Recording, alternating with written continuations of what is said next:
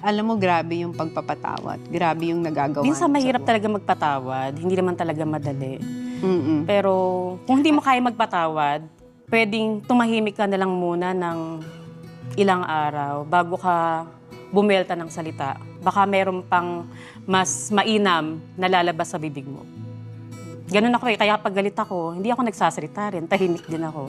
Oh. Actually, di ba sabi nila yun, kapag mataas ang emotion mo, huwag ka mag-decide. Tumahimik ka lang. Pag sobrang saya, sobrang galit, sobrang lungkot.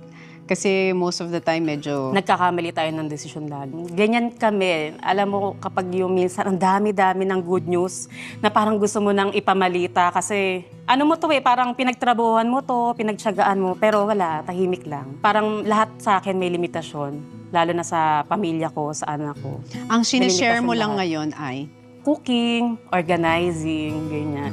yan lang ang nagpapasaya sa'yo. Alam mo, minsan maganda yung ganun. Yung mga private wins mo and victories in life. Na hindi kailangan lahat pagsigawan. 'Di ba? Instead na i-celebrate mo yung isang magandang pangyayari sa buhay mo, kapag shinare mo pa sa lahat, Baka may masabi pa. ang dami pa nilang panghuhusga. Pero ang ganda kasi,